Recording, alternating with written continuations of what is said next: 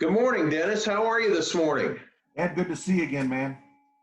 Thank you very much for taking some time with me. I just wanted, first off, to thank you for last week. We had a good company meeting afterwards, and I think we'll be able to implement some of the thoughts that you had, especially regarding the success sharing that we spoke about. So I wanted to thank you again for that very much. I also wanted to find out what other ideas that you may have, other tips that you maybe have thought about over the last few days that might be able to help a company in these days when we've got an opportunity now while things are toned down a little bit, fortunately or unfortunately, but I prefer to take advantage of it. So do you have anything that we could be working on now that we may not have time to later on as things get busy and we're trying to grow the business? Yeah, good question, Ed. One of my hot buttons recently, as I'm watching all of this unfold and the damage that it's doing to businesses, is the issue of liquidity. And they use the term liquidity on Wall Street.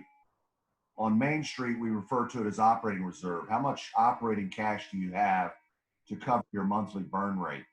And a healthy company has between 12 and 18 months of operating reserve to cover their monthly burn rate, okay? And that's to get you over a speed bump, whether it's a competitive speed bump, whether it's a crisis like 9/11 or the financial crisis, and now the pandemic, which a lot of economists are saying is twice as bad as 9/11 and the financial crisis put together. And what's really bothered me is to see companies announcing layoffs within 2 weeks, 30 days, 45 days of this self-quarantine and the economy grinding to a halt. And if you want to have success sharing and want to improve the culture of your family, your work family that we talked about last week, okay, having an operating reserve, a healthy operating reserve, fits hand in glove with success sharing and demonstrating that you truly care about your work family. Yeah, good point.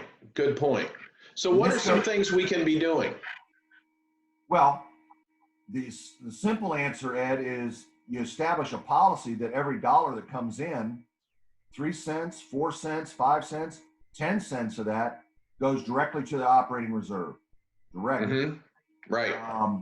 How much of every dollar? Well, that's an internal decision to be made, or if you have a board, that's a governance policy. Right behind that, there should be a governance policy of when is it okay to use this operating reserve? Under what circumstances is it okay to use it? Okay.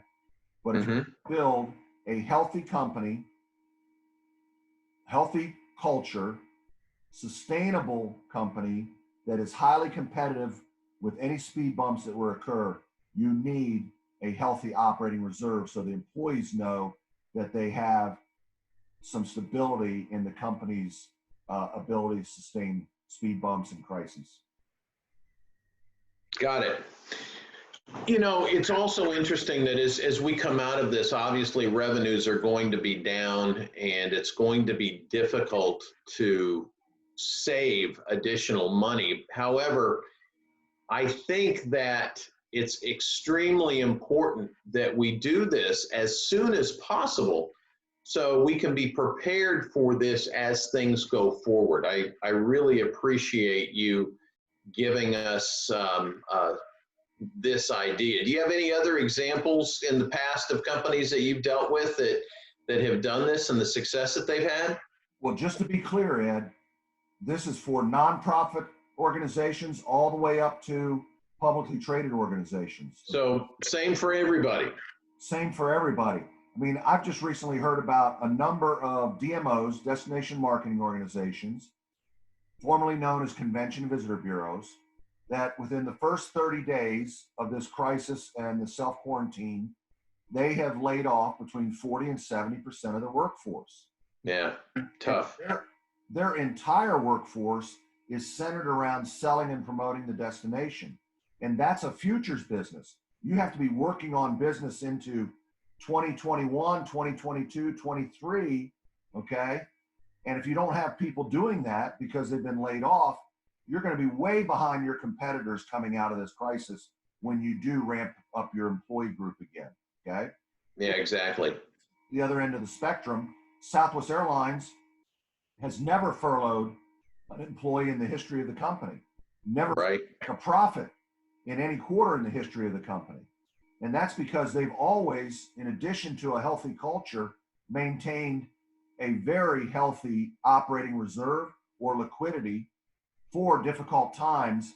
And that's reflective in the employee group's loyalty and commitment to the cause at Southwest Airlines, that they feel that stability of the liquidity of the company.